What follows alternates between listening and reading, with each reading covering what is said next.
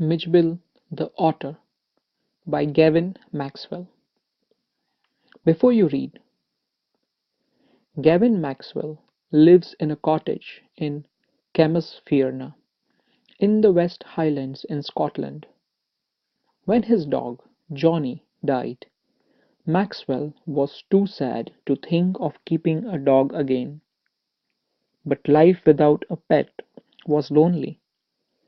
Read what happened then, in Maxwell's own words. Activity: do you have a pet? If you do, you perhaps know that a pet is a serious responsibility. Reading in the box below what the SPCA, that is, the Society for the Prevention of Cruelty to Animals, has to say about how to care for a pet. Owning a pet is a lifetime of commitment, up to 10 years or more if you own a dog or a cat, involving considerable responsibility.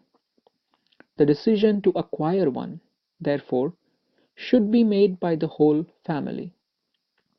Without full agreement by everyone, the pet could end up unwanted. Puppies and kittens are so adorable. It is easy to understand why adults and children alike would be attracted to them. Unfortunately, their cute looks are often a disadvantage, because people purchase them without consideration and the knowledge on how to take proper care of them. The basic points you should keep in mind before adopting a puppy are: an annual dog license in accordance with government regulations, its annual vaccination against major diseases, toilet training, regular grooming and bathing, obedience training. Don't forget you should feed your pet a balanced diet. Socialization. Many dogs are kept confined in cages or tied up to stop them from dirtying the garden or from chewing on shoes. This is wrong, is very important. A daily dose of exercise, affection, and play. Reading up on the subject beforehand is another important requirement and will guide you towards being a responsible pet owner. Selected pet shops and major bookstores provide books on the care of various breeds/pets. Activity 2. Imagine someone has gifted you a pet. With your partner's help, make a list of things you would need to know about the pet in order to take good care of it. One has been done for you. Activity 3. Otters are found in large numbers in the marshes, that is, wet areas near lakes, rivers, or seas, near Basra, a town in Iraq. Imagine you wanted to bring an otter from Iraq to London as a pet. What special arrangements would you need to make for your pet otter? You would need to find a place with lots of water, for example. What other points should you think about? The information about Iraq and London given below may help you. Iraq. Iraq has mostly broad plains and marshes along the Iranian border in the south, with large flooded areas. A large part of Iraq's land area is desert, so it has cool winters and dry, hot, and cloudless summers.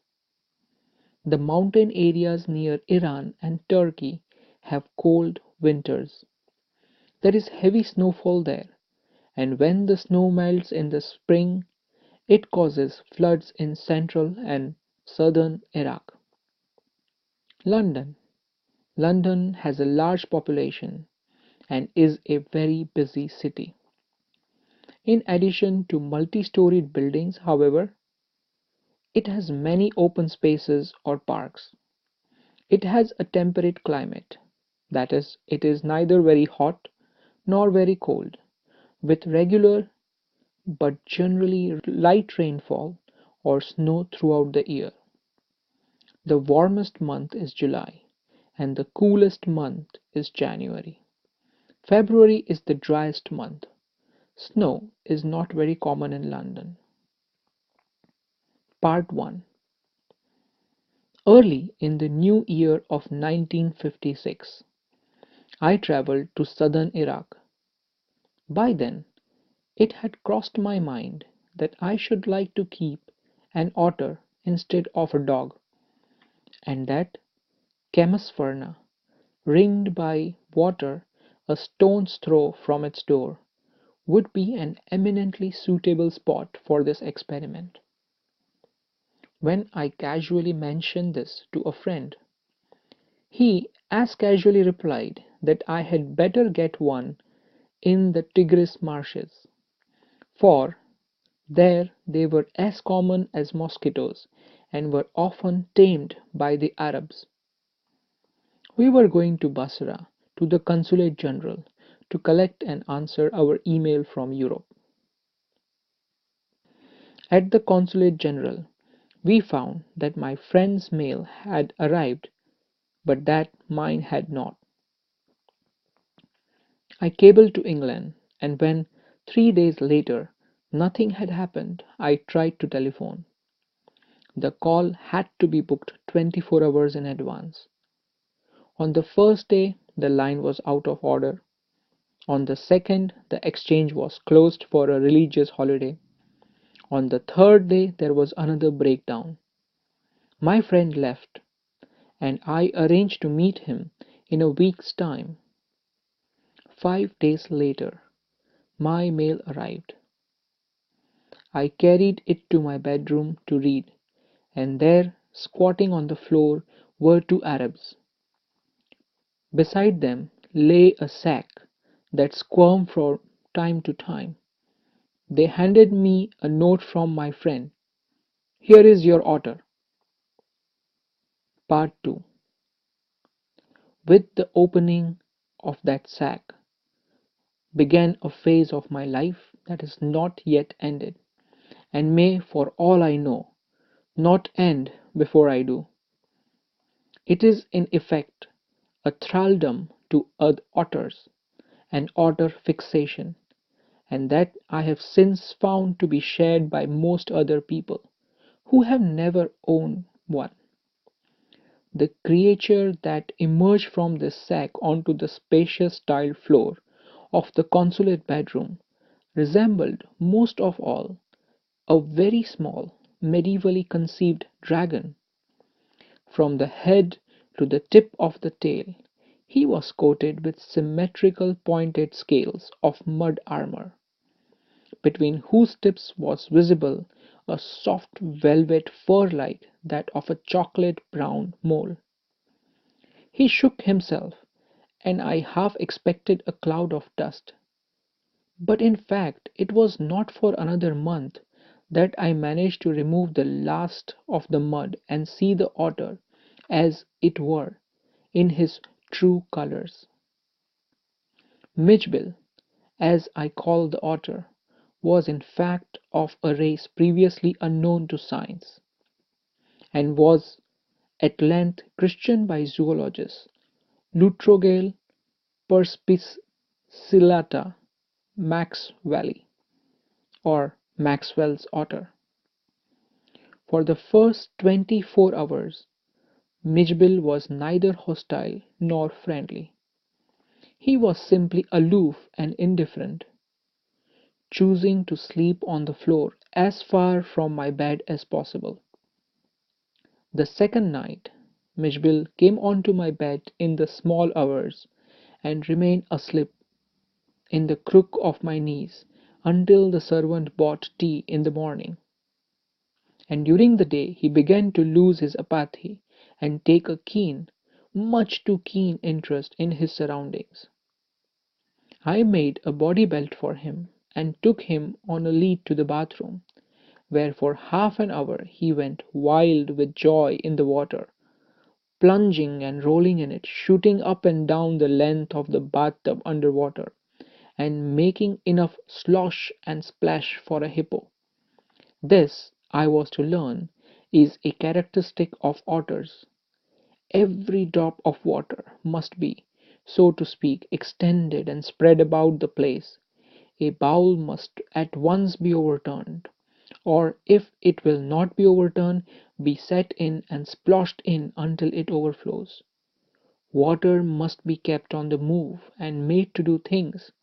When static, it is wasted and provoking.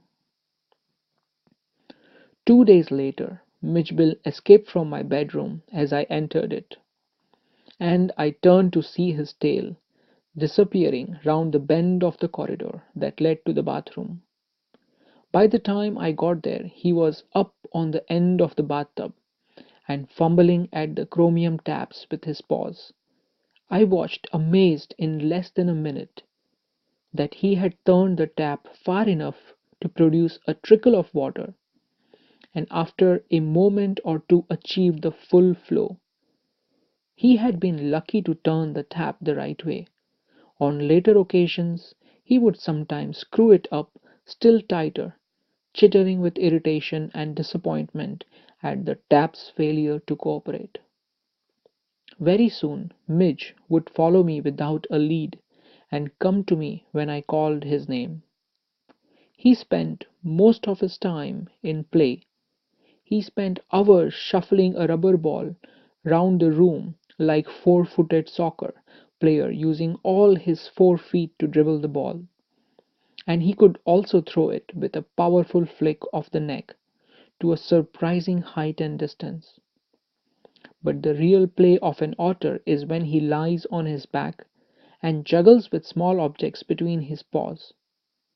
Marbles were Mid's favorite toys for this pastime. He would lie on his back, rolling two or more of them up and down his wide, flat belly, without ever dropping one onto the floor. Part 3. The days passed peacefully at Basra, but I dreaded the prospect of transporting Midge to England and to Camasphyrna. The British airline to London would not fly animals, so I booked a flight to Paris on another airline, and from there to London. The airline insisted that Midge should be packed into a box not more than 18 inches square, to be carried on the floor at my feet. I had a box made, and an hour before we started I put Midge into the box so that he would become accustomed to it, and left for a hurried meal. When I returned there was an appalling spectacle. There was complete silence from the box, but from its air holes and chinks around the lid blood had trickled and dried. I whipped off the lock and tore open the lid, and Midge, exhausted and blood spattered, whimpered and caught at my leg. He had torn the lining of the box to shreds. When I removed the last of it so that there were no cutting edges left, it was just 10 minutes until the time of the flight, and the airport was 5 miles distant. I put down the miserable Midge back into the box, holding down the lid with my hand. I sat in the back of the car with the box beside me as the driver tore through the seats. I sat in the back of the car with the box beside me as the driver tore through the streets of Basra like a ricocheting bullet. The aircraft was waiting to take off. I was rushed through to it by infuriated officials. Luckily, the seat booked for me was at the extreme front. I covered the floor around my feet with newspapers, rang for the air hostess, and gave her a parcel of fish for Midge to keep in a cool place. I look I took her into my confidence about the events of the last half hour. I have retained the most profound admiration for that air hostess. She was the very queen of her kind. She suggested that I might prefer to have my pet on my knee, and I could have kissed her hand in the depth of my gratitude. But not knowing otters, I was quite unprepared for what followed. Midge was out of the box in a flash. He disappeared at high speed down the aircraft. There were squawks and shrieks. A woman stood up on her seat screaming out, "A rat! A rat!" I caught sight of Midge's tail disappearing beneath the legs of a portly white turbaned Indian. Diving for it, I missed, but found my face covered in curry. "Perhaps," said the air hostess with the most charming smile, "it would be better if you resumed your seat, and I will find the animal and bring it to you." I returned to my seat. I was craning my neck, trying to follow the hunt, when I suddenly heard from my feet a distressed chitter of recognition and welcome, and Midge bounded onto my knee and began to nuzzle my face and my neck. Part 4. After an eventful journey, Maxwell and his otter reach London, where he has a flat. Midge and I remain in London for nearly a month. He would play for hours with selection of toys, ping-pong balls, marbles, rubber fruit, and a terrapin shell that I had brought back from his native marshes. With the ping-pong ball he invented a game of his own, which could keep him engrossed for up to half an hour at a time.